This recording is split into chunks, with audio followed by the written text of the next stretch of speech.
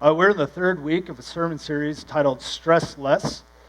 And today I want to start off by talking about this guy who's my father. This is Jack Simmons. He passed away on September 16th, 2015. We all miss him greatly. Dad was born in Colorado, but grew up in southwest Missouri, which is how you say it unless you're a city slicker who says Missouri. You say Missouri. And Dad grew up on a farm, and he bought cows from his father on loan. He would milk the cows, pay back his dad, and buy another cow, milk those two cows, and buy more cows and more cows and more cows. And that's how he put himself through college at the University of Missouri. Right, say it with me now. Missouri. Right, no city slickers here. After Dad graduated from Missouri, he went to law school there, and then he took a job with the city slickers in St. Louis. And then in 1986, our family moved to Chicago. I was in the first grade, but more importantly, the Chicago Bears had just won the Super Bowl, da Bears. And the Super Bowl Shuffle was on TV, and the Fridge, and Walter Payton, and Jim McMahon, and all that, which is why I'm a Bears fan. Dad went to work for a printing company, R. Donnelly and Sons. He's a tax attorney, and he built up his department, and he built a wonderful career there.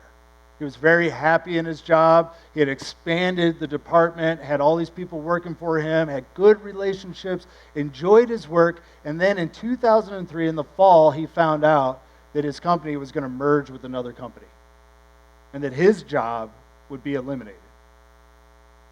And so Dad was in that position that I know some of you have been in, where he was just a little too old, a little too experienced, a little too expensive to easily find a job. And that was incredibly stressful. And during that time, he woke up one night in incredible pain, and he went to the ER, and we were told at first that he had a bad case of kidney stones. But by the end of that day, we were told that he had a tumor the size of a football on his kidney. Stage 4 of 4, cancer. It made the stress of the job situation seem like not a whole lot. There's a surgery that they could do. It didn't have a really good chance of success, but they did it, and it was successful, and the cancer was removed. And for a little while, Dad was cancer-free. It kept coming back. It spread to his lymph nodes, and over the course of 10 years, Dad went through radiation and chemo and surgery and all these sorts of things, and it just beat up his body. And by the time that he passed away, he looked probably 10 to 15 years older than he was. What was remarkable is that during this period of time, where there were several points where we thought we might lose him during those 10 years, that Dad's body, it started to wither away, but his spirit grew stronger and stronger. And if he was here today and he had a chance to talk to you about how to manage anxiety and stress, I know where he would go. He would take you to Philippians chapter 4, which was the text that sustained him during the most stressful and anxious moments of his life. And if you don't know much about the Bible, here's what you should know. The Bible is divided up, go back, Brian, divided up into two main sections. You have 39 books of the Old Testament, which tells the story of the ancient Israelites in the Old Covenant. It's from creation until about the year 400 BC. And then the storyline picks back up with the New Testament. The first 4 books are the Gospels. The first 3, Matthew, Mark, and Luke, are called what? Synoptics. All right, a few nerds in the group that remember from last week, right? The Synoptic Gospels. Then we get John. And then we have a group of letters written by this guy named Paul. Paul was not one of the 12 disciples. In fact, he converted after Jesus had died and was resurrected. Paul claims to have an experience with the risen Lord, so he has this spiritual experience that changes him fundamentally. And he goes around the Mediterranean rim of the Roman Empire planting churches. And he stays in touch the old-fashioned way. Not email, not Facebook, but a letter. And we have some of those letters. In fact, there's 13 of them. Some of them are disputed, but by and large, 13 of those letters.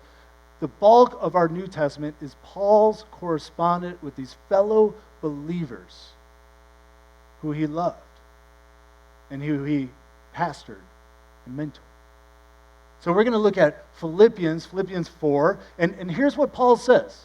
He says, don't be anxious about anything. Now, when Paul says this, I need to tell you that Paul, he had been shipwrecked, he had been bitten by a poisonous snake, he had been imprisoned on several occasions, he had been beaten to an inch of his life on several occasions, even once he was stoned and somehow survived. So this guy had a lot to be anxious and worried and stressed about. And he says to us, don't be anxious about anything. Rather, bring up all your requests to God in your prayers and petitions, and along with giving thanks. It's a powerful text. This was the text that my dad, who was going through a lot of stressful things, I believe would take you to. Now we need to go to my favorite new little segment called Nerd Alert. Nerd Alert! Glad some of you like it. We need to look at what this word anxious means, because I believe that this is helpful. It comes from the Greek word merimna, and merimna can be translated as several things. One of the things it can be translated as is separating from the whole. To be anxious is to be separated from that which makes you whole. The other translation that I picked up was, it means the fracturing of a person's being. When you become anxious, something about who you are becomes fractured. You become divided inside. So you get separated from the whole, you get divided inside. That's what Paul, at least, is meaning by this word, anxious. And Paul would tell you that the thing that makes you whole is your relationship with your Creator. That you offer God recognition of His power, you offer God recognition of His grace, you offer God recognition of His generosity, and that you can trust Him, and God offers you a peace that exceeds all understanding. God offers you blessing in your life. God offers you direction. There's this two-way relationship, and this is what makes us whole. But there's stress in our life, isn't there? And stress are about these external triggers, right? We've talked about this before. Stress is the experience of the demands on your life exceed the resources that you have. The bills come, but you don't have enough money in the bank. The test is next week, but you haven't had sufficient time to study. The task is greater than the time. The demands for your attention is greater than the energy you have left to deal with those individuals. Stress is this external trigger that we all experience. And then some of us, we take the stress internal. The event is over or it's next week, but we live it. We carry it around with us, and we call this worry. We bring that external thing and we bring it inside. It becomes part of us, and we carry it everywhere we go. And some of us were very good at ruminating on that source of stress, aren't we? And we just spin it and spin it and spin it, and it just grows and grows and grows. And if you do that, it turns into anxiety. And anxiety is this more mysterious sort of thing. Sometimes you can point your finger on its source, but oftentimes when you have anxiety, it's kind of this like mysterious, just this uneasiness, this feeling like something's not right, and you're not quite sure exactly where it's coming from. And that's part of what makes it so powerful. And Paul's saying that anxiety creates a break in your relationship with that which makes you whole, your relationship with God. To look at it from another angle, in each and every one of you are all sorts of positive things that you have. You have resilience within you. You have an ability to do things. You're capable, and you know it, right? You're able to do tasks and take on challenges. You have a sense of faith, right? You have the ability to do what you can do and trust God when you need to trust God. That's in you. And you have wisdom. You have an ability to see how things are connected. How yesterday leads to today and how today leads to tomorrow. You have wisdom. But as anxiety enters into the picture, you begin to fragment. And it just begins to grow and grow and grow until before you know it, these things that you used to be able to depend on, they become separate from you, and you're not able to access them, and you've just spun into this ball of anxiety. And it's a difficult place to be for some of us. When we get to here, you should consider seeking professional help. You should consider some of the medication that is available. There's that point. But for all of us, at some level, we experience this, even if it doesn't become chronic for us. So what's the solution? Paul says, don't be anxious about anything. Don't let anything fragment you. Don't let anything separate you. Rather, bring up all of your requests to God in your prayers and petitions along with giving thanks. He wants you to take action. Specifically, you're in this situation, right? Does that make you feel anxiety or what, right? You got the stress and the worry and the anxiety. You're all separated. And what Paul is saying is that in that moment, when it starts to get bad, or perhaps even before, if you want to avoid it, you need to pray. So you offer up your prayers, but not just any sort of prayer, because some of us, we pray and it doesn't work. And I would say to you, perhaps you're not praying right, which might be an offensive thing to say. But I would take you back to Matthew chapter 6, where Jesus teaches us how to pray. And he starts us off with saying, Our Father who art in heaven, right? He starts off by saying, Holy is your name, which is declaring that God's power is above all, that God's power is real and is sufficient to meet the everyday needs of our lives. When you're feeling anxiety and stress and worry, what you've lost sight of, what you've lost connection with, is the sense that God actually is sufficient to provide that daily bread, to deal with the needs of today. And so we start off by praying, by saying, declaring God's power to meet the demands of the day. And then he says, bring your petitions, okay? There is a time to start asking, Lord, I need help with this. Lord, I need direction with this. And so give those petitions. And finally, don't forget to say thanks. Because there's goodness in your life. You've been given something. You're here today, aren't you? You got another day at least. And that doesn't mean that you don't grieve and deal with your problems, but don't forget to say thanks. And this has the effect of clearing out some of the stress and some of the worry. It has the effect of overriding some of that anxiety. It is the way back. Here's how Paul phrases the effect of prayer done the way that Jesus taught it. He says, then the peace of God that exceeds all understanding will keep your hearts and minds safe in Christ Jesus. So, prayer is the first step for overcoming the overwhelm of stress, worry, and anxiety. And indeed, over the last couple weeks, that's essentially the point I've been making. But if there's a first step, that means there's a what? There's a what? Second step. That's right. There's a second step. So I want to take you to 1 Peter chapter 5. Peter was a disciple of Jesus. He's one of the 12. If you read the synoptic Gospels, Matthew, Mark, and Luke, or even John, you'll see Peter as a featured character in those stories. He was a prominent disciple. And Peter, he lives a pretty long life. We think that maybe he died in Rome in the 60s. And there's 2 letters that are attributed to him. And so we're going to look at 1 Peter, where he says this: throw all your anxiety onto him, all the things that would separate you from God, all the things that would fracture your sense of internal being, throw all that onto God because he cares about you. Be clear-headed and keep alert. Let me tell you something you already know about stress. It confuses you. Anxiety makes you think you have to act when you don't necessarily have to act just yet. It makes you think all sorts of things, right? It just jumbles up your head. And so Peter's saying, whoa, take a deep breath. Let's focus on being clear-headed. Let's focus on what is true and what we know. Be clear-headed, keep alert.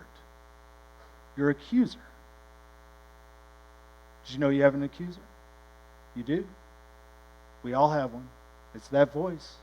Just in your ear telling you all sorts of things, not truthful things. And we know it's not truthful things because Peter says this accuser, in fact, is the devil. And Jesus tells us about the devil. What does he traffic in? He traffics in lies and half-truths. That's how our lives get destroyed. The accuser planting deceit and half-truths in our ears. Now, I know for a group of modern people, the devil can be a hard concept. It has been for me. But I believe that the New Testament writers, they're not superstitious. They're sophisticated. They understand something about the human experience. And last week, when we were looking at the Lord's Prayer, we talked about the evil one or the devil. And the evil one or the devil tempts us to think, specifically, we must do it all on our own. And that's stressful. Because when you're full of anxiety and you're super stressed out, you're thinking, I got to do it all, and I got to do it on my own. There's no help, and I'm responsible for every single thing. And you get stressed out. And that accuser is in your ear just saying things to you like, you have not done enough. You've worked 12 hours today, but you still haven't done enough. You're not good enough. Just fundamentally, you're not good enough. Nobody cares about you. Nobody cares. They say they care. They don't care. So you know what? You're really all alone. And if the accuser can get you in this place, you're separated and you're vulnerable. And it becomes quite dangerous. Be clear-headed, keep alert. Your accuser, the devil, is on the prowl like a roaring lion seeking someone to devour. What's the devil like? It's like a lion. Prowling around, just looking for somebody to get isolated, looking for somebody to get separated. Because as we know, lions prey on those who are separated and isolated. So you're vulnerable in those moments. Resist them, Peter says, standing firm in the faith. And again, I always have to come back to this because there's a lot of mistaken notions about faith. I believe it's a technical term. Faith is a skill that you can develop. It's the ability to do your 10% and then trust God with the 90. And you get filled with anxiety because you're trying to manage the 90. Well, if she doesn't do that, and if he says, and if it's cold outside or too hot outside, and you get all worked up about things you can't control, and by the end of the day, you've expended all of your energy there, and that 10%, that thing you could do, the thing you have power over, you fail to do, and you wonder why the stress builds. But faith, Peter would tell you, stand firm in the faith in your ability to do the things you can do, and then trust God. Trust God with the rest. Here's what you can do. He says, do so in the knowledge that your fellow believers, do you have fellow believers? If not, Peter would say you need some. Do so in the knowledge that your fellow believers are enduring the same suffering throughout the world. You know what the accuser is telling you when you're going through something? It's unfair. You're the only one. Somehow you're special in this. And but Peter is saying, hey, stand firm in the faith and recognize that your fellow believers are also going through the same suffering. You're not alone. You're not unique in this. All of us suffer. So bring it down a little bit. You can handle it. Having fellow believers is the second step. Prayer is the first step, connecting with the source. But the second step for dealing with stress and anxiety and worry in your life is making sure you have fellow believers with you. When you go home today, I want you to open up the Gospel of Mark. It's the earliest gospel, but it's second in order. I don't know why, okay? But it's really, really short and really, really punchy. And in the first 17 chapters, so go home, just read chapters 1 through 17. You can do it at a bathroom break. It'll be all right, okay? Go home and read that. And here's what you'll find. This is amazing. Jesus gets baptized, Jesus gets tempted, and then Jesus calls disciples. All within 17 verses. 17 verses. Happens really fast. What's the point I'm trying to make? Is that before Jesus engages in any ministry that would create additional stress, before Jesus pursues his purpose and fulfills his potential, what does he do? He gets fellow believers. He gets people around him. And so here's the question for you. If Jesus didn't face stress alone, should you? Are you stronger than Jesus? I know I'm not. We need fellow believers. Being a pastor, I get to talk to all sorts of people, and people are all either super excited that I'm a pastor, which is kind of weird sometimes, or they're completely freaked out, like I'm judging them just by looking at them. And typically, like these environments, I'm just hanging out, like I'm off, okay? I'm always a pastor, but still, it's just this thing. And they feel compelled to say stuff like this. I don't need to go to church in order to be good with God. And you know what I say to them? I agree. I agree. You're good with God not because of anything you do. The gospel is that you're good with God because of what Jesus did on the cross, what was demonstrated about God's love through that act, that God is a God of grace and has given you this gift. That's how you get good with God, and that's not why you would go to church. And then if they're still listening, they want to engage, here's the second thing I say. I say, you need to go to church to encourage you to see that God is good when it seems God isn't.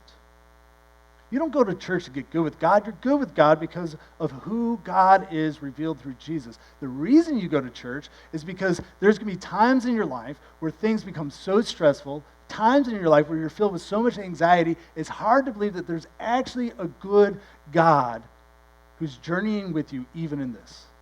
Hard to believe that there's still hope even in light of this. And sometimes it's so hard you can't do it on your own, so you need a group to sing those songs of praise, to say those prayers, and to offer that encouragement. That's why you go to church. Peter says, after you have suffered for a little while, the God of all grace, go back. The God of all grace, the one who called you into his eternal glory in Christ Jesus, will himself restore, empower, strengthen, and establish you. You come here not to earn God's approval. You come here to be with fellow believers so that during that time of suffering, somebody can say to you, hey, look, I see that you're suffering. I'm not going to discount that. We can handle some suffering around here.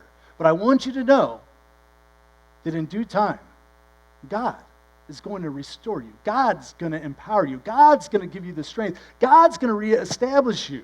I see you suffering. I understand what's going on. But just know, fellow believer, I want to encourage you that God is still good. It's so powerful. I don't know about you, but I need this in my life. So how do you find fellow believers? Right? If it's so important to managing stress, so important to the Christian experience, how do we find fellow believers? Well, I want to take you to Hebrews, which is written by an unknown writer. And I know Hebrews is all your all's favorite book of the Bible, isn't it? It's so good, isn't it? It's so good. It's a little complex and theological, but it's so wonderful. And it's included, even though we don't know who the author is. Some think it's Paul, but it's way different than the way Paul writes. So I want to take you to Hebrews, which is one of many places we could go to learn about how to have fellow believers. Here's what this anonymous, mysterious writer has to say to us. It says, first, let us consider each other carefully for the purpose of sparking love and good deeds. This word consider, the Greek is kataneo, and that means to observe, to discover, it means to perceive, it means to behold. So I got a question for you. If you want to have fellow believers, this anonymous writer is saying that before you ever show up, I want you to behold. I want you to perceive. I want you to discover and observe. I want you to consider other people. Do you do that? Or do you just show up full of your own thoughts, focused on your own self? I mean, if you show up that way, I get it. I show up that way too most of the time. But if you want to develop fellow believers, what you do is you invest some love into them ahead of time by thinking about who they are and what they might be going through, by observing them and getting to know them.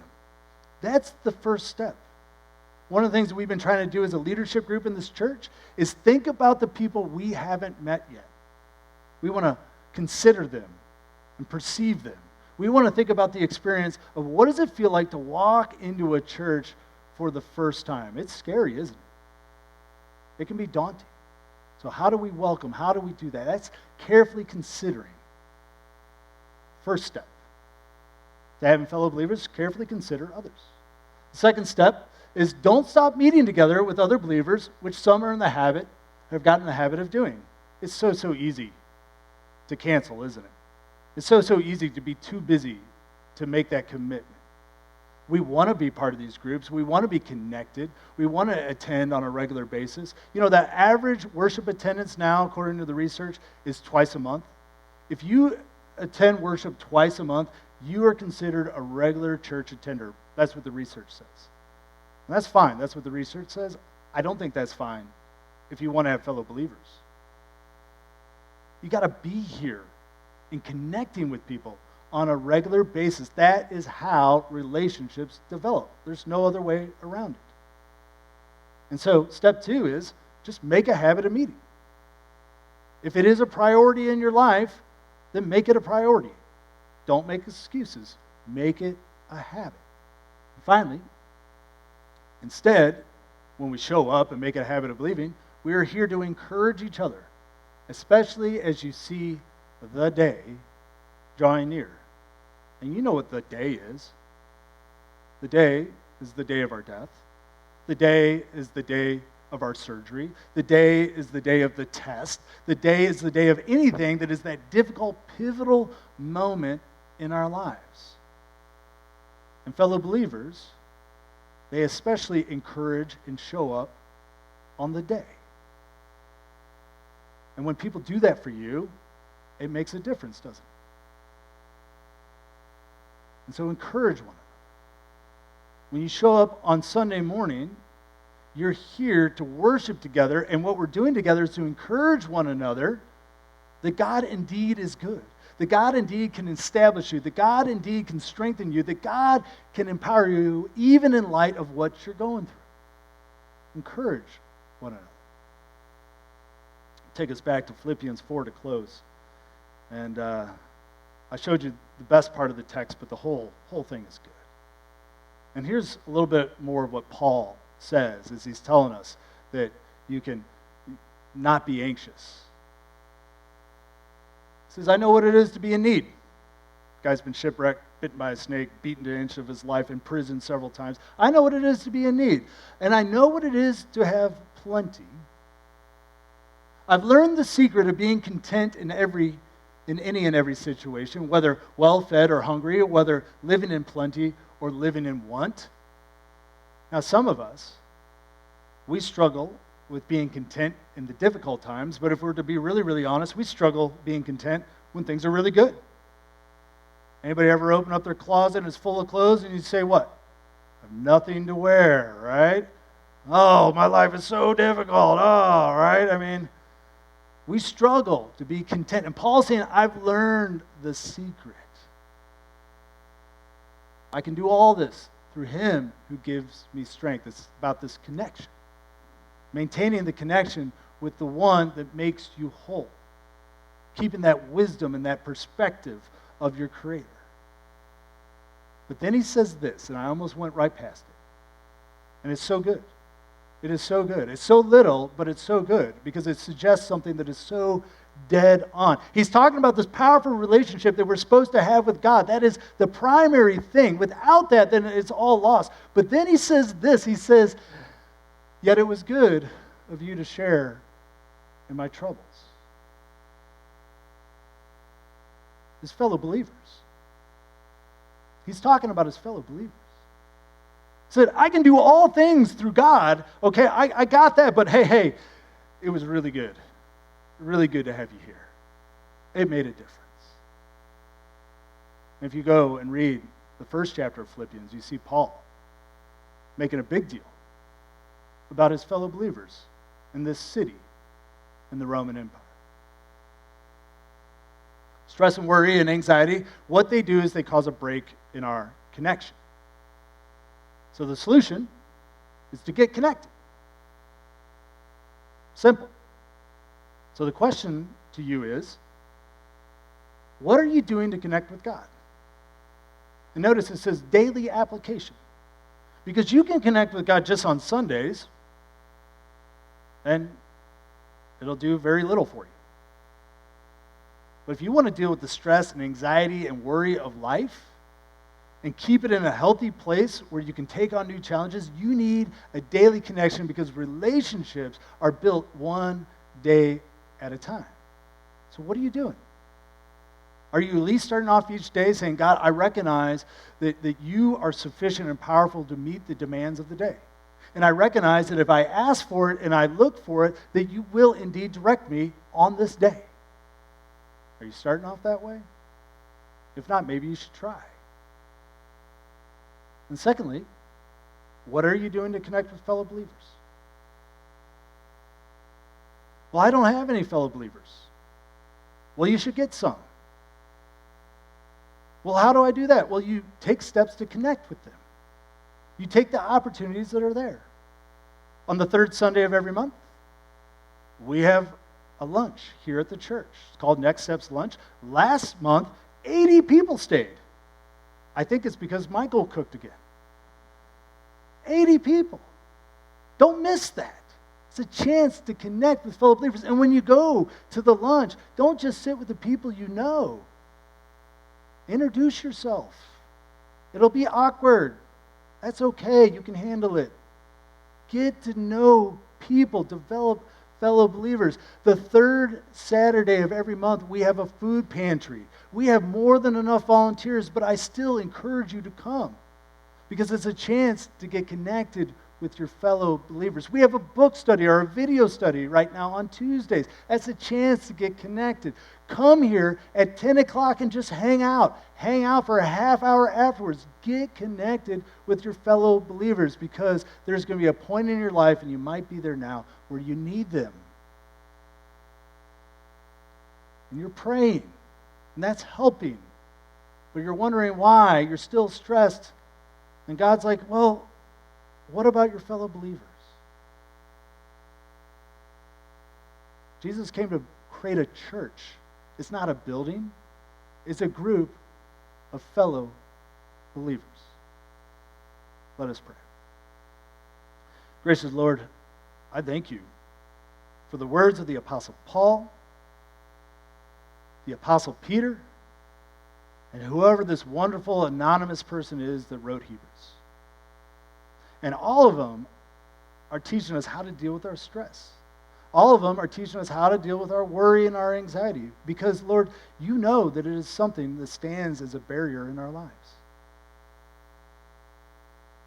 So, God, I pray for each person here that they would take the words of wisdom to prioritize a relationship with you, Lord, daily. Because that's where the relationship will grow.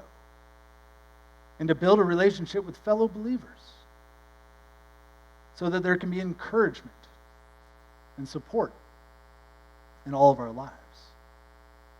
I thank you that your son Jesus came and he provided the example of how to live, how to pray, how to connect. He was so intentional about building relationships. He did it right away. God, we thank you for your grace and your love.